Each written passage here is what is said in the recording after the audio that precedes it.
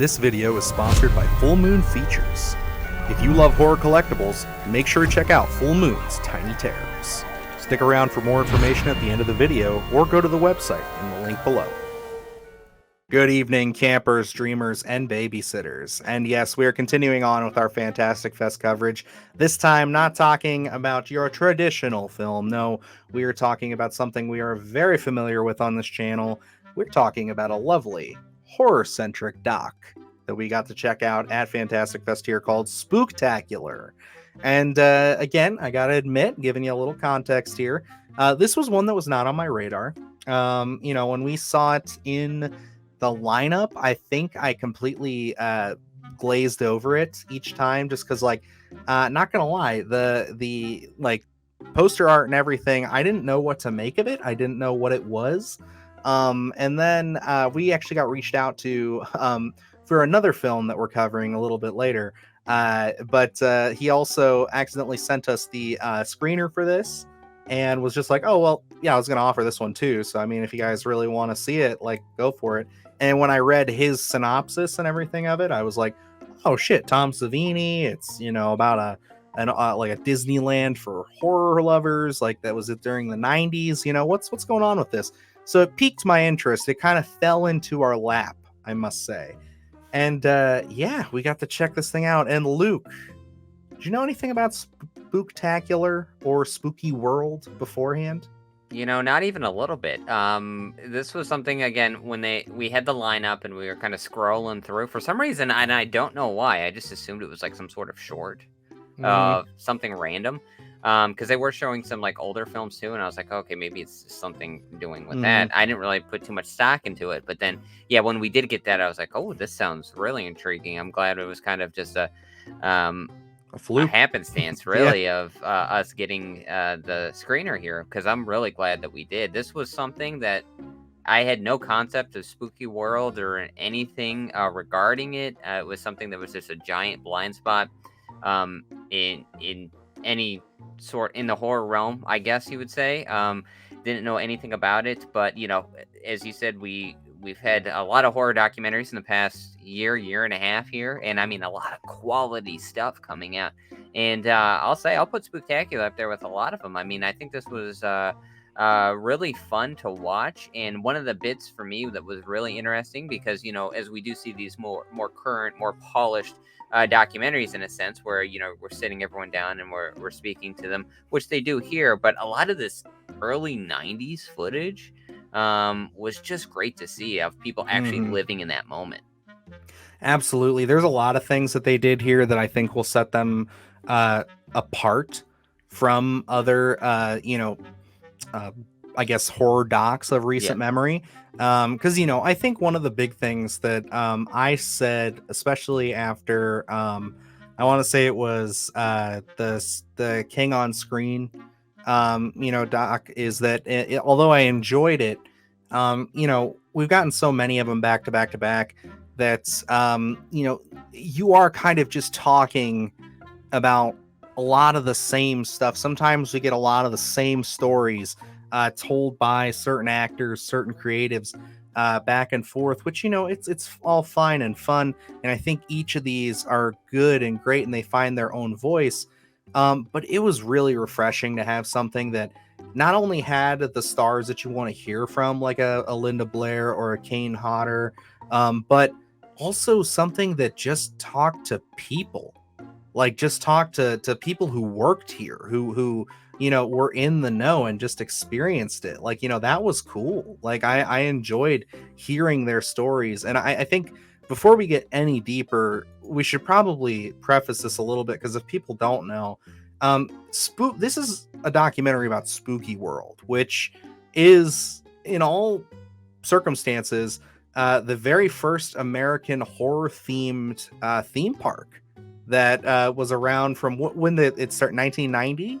I think it was 91, maybe 91 until it started as a 99, hayride, right? Yeah, it was a haunted hayride, and you get to chronicle each year throughout the decade that they were around, as they climbed into popularity, and as they went from a hayride to a full-blown Disney World for horror fans.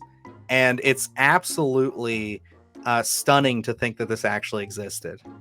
Yeah, and I think nowadays we're so lucky and maybe a little bit spoiled of horror being so prominent in just the community and general audience. A lot of people love to be scared. It's more of a norm now. I wouldn't say it's like you know as absolutely normal, but I think it's you meet people that like horror movies more so, not as like a sleepaway camp or The Burning or anything like that, but they like to go to the theater and have a good scare. Whereas,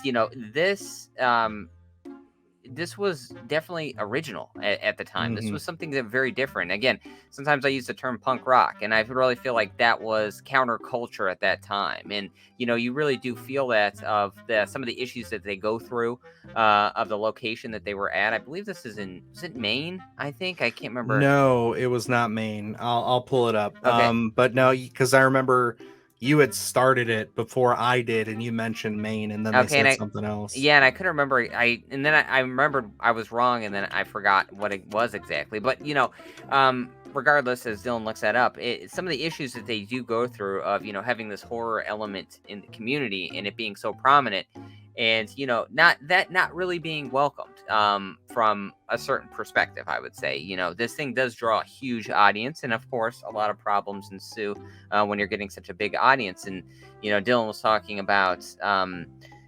The people that they talk to that actually work there, and there's a fun story. Go ahead. It was in Berlin, Massachusetts. Massachusetts, there we go.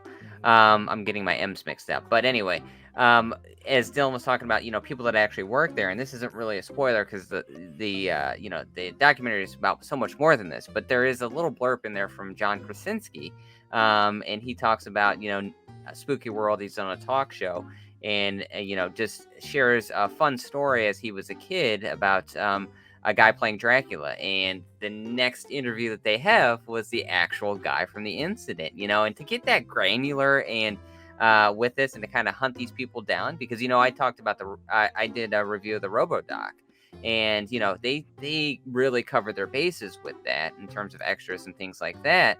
And this one feels that way as well, because they really, I mean, to pick out a certain actor is one thing, but to pick out a guy that worked as Dracula in the early '90s at a little horror spooky world is another element in it. You really feel the love that they had for this, and to kind of really get that story told. Yeah, and I thought they did a great job of bringing a lot of the people together who really seemed like they made this happen. Like, you have people from all facets of it, from the start, the beginning, all the way up until like the last year. You have people who were brought into it and who were new, and it was so like cool to see this. A Disneyland for horror fans evolve throughout the creation of this documentary, and how they were just like talking about how, again, it started as a hayride, and then they added a haunted house, and it turned into this whole thing where they just had multiple houses and museums and all kinds of stuff. Like, people were literally saying that it was like the county fair and Disney World all rolled into one, and how awesome it was. And they do go in deep, they don't shy away from stuff. They talk about how all the actors were fooling around in the forest, once they get their costumes on and everything. It was a very interesting time. And it's really just kind of awe-inspiring that this is the first piece of media that ever crossed either of our paths that talk about this, because this seems so up our alley. This seems so up so many horror fans' alleys that I am shocked that not more people know about this, or people who were even around during for it even talk about it. Yeah, and and I think that again goes to us being maybe a little more spoiled in a sense, where Spooky World is really the blueprint for a lot of big horror Halloween events Horror that we've seen. Nights. Yeah, for a lot of horror events that we do see, and sometimes you get so far removed from what initially sparked everything, and you don't really hear about it. You're just hearing about the next big thing and the next big thing, and you're seeing all these polished, pristine events going on, and all these big actors coming in, and in a lot of a lot of viewing showings of films and things like that. And you kind of lose that, again, going back to it felt punk rock or counterculture in a sense, because that's what Spooky World was. And you do get that feeling from seeing that footage from the 90s and hearing about all their issues, and e- hearing all these people that work there it's an emotional thing where as they're talking about just fun stories of them fooling around in the woods and things like that, you get to witness these people reminiscing about Hmm. when they were just wild kids in their early to mid 20s dressing up like a zombie and going out to the woods, and that's great to see. It's one of those things that it does slightly get you emotional because as you grow older and you get farther removed from those fun times, those wild times that you did have, you start to resonate with that, and it's just great to see how that one big horror event like that brings so many different paths of life together into crossing, because it's like you see these young kids that are out there dressing up, then you get to see the footage of people bringing their families there just to have a fun night, and you realize that horror is so ingrained Hmm. into people, whether um, they realize it or not. It really has become a big community. Absolutely. And I think one of the big elements here that was honestly a little shocking, but also hilarious to me was how Tom Savini became wrapped up in this, and just how he became one of the first big celebrities that they brought in, him and Linda Blair, as far as like to promote Spooky World and to get it off the ground even more so than it was before, and how he came through on like the first year because he was in the know. He's a horror hound. He was in there, and he was just talking mad shit, just saying how cheap it was, how stupid it was, and only for them to come back like what is it, 2 years later, and the owner of Spooky World's like, hey man, like, can you like make us a haunted house? And he did. And it's like, and it was apparently it was insane. He got to, like, as in his own words, he says that he got to he gets to scare people on film, but to actually like scare them live, he was like, that was the challenge. That was something he relished in.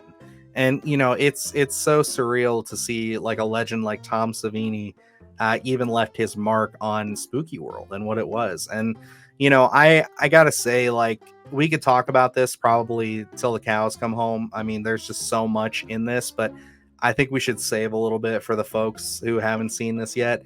Um, I give Spooky World or Spooktacular a very high recommend. This was absolutely one of my favorites of the festival so far. I absolutely enjoyed this documentary, and I recommend this to everybody, even if you're not a massive horror fan.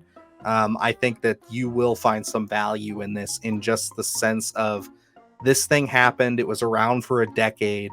It got so big, and then just like that, it was completely annexed, shut down, and gone off the face of the earth. Yeah, it's such an enigma in a sense, and Mm-hmm. uh, what a happy accident we found ourselves in here and getting this screener, because, like you, this is one of my favorites that I've seen thus far. And in a lineup of so many strong horror documentaries over the past year, again, I'll put this one right up there with anything that I've seen, because a lot of documentaries that we have seen, we at least have some knowledge of, whether it's a movie or just actors in general. This one went in completely fresh, completely new, didn't know a thing about it. And man, am I glad that I was just able to sit down for an hour and a half and just, sit under the learning tree in a sense, and just take in every little thing here about the basic blueprint of from what we do see today, because this is just something that's so intriguing. It's so different. So whenever this comes out, whether it's just digital release or there's a Blu-ray release, I mean, this is going to be something that is a necessity to pick up. Absolutely. Yeah. No, I could see myself watching this documentary a few times in my life. Like, this is definitely, documentaries to me are more.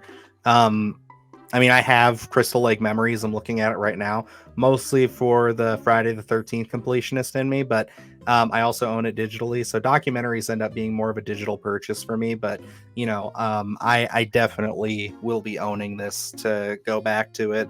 But this is easily something I could see Screambox or Shutter or somebody acquiring too as they go down the line. So I'm curious to see what distribution is going to look like for this. Yeah. I only hope for a Blu-ray because you know that there's a ton of footage they probably did not use. Oh, probably. I mean, there could be a whole nother documentary that they could do on this topic. I mean, I'm sure they could go even deeper into each year and each concept that they brought into it and everything. But yeah, no, I definitely think Spooktacular is something you guys should seek out. Horror fan or not, this was a joy to watch and experience. And yeah, I definitely. I feel like this is definitely going to be up there for me as far as films I've seen in Fantastic Fest. We've seen a lot of good stuff, seen some cool stuff, some traumatizing stuff, and some fun stuff. But this was definitely, again, just out of left field, something I didn't know about, and I love to learn. You know, call me a nerd, but I like to learn. So yeah, that's it on Spooky World, guys. That's a double high recommend from us buying it on Blu-ray. So definitely check this one out. And yeah, you know, you should also check out Full Moon Features and their Tiny Terrors. Yes, that's right. We are still working with Full Moon Features. They are sponsoring us for the months of September and October here, talking about their Tiny Terrors, which will be available in October. They just released a little trailer for them as of today, and you guys can get a closer look at those. So definitely subscribe to their mailing list. I have the email down below, so that way you guys get all of the updates on when and where to buy them. But yeah, other than that, we got a lot of great stuff on the channel. Always more stuff coming from Fantastic Fest, and even more on the horizon. So definitely keep it up, keep watching them, keep supporting them, and yeah, I guess that's gonna wrap us up here. So until next time, I am Dylan Newell. And I'm Luke Janesco. And remember, stay scared.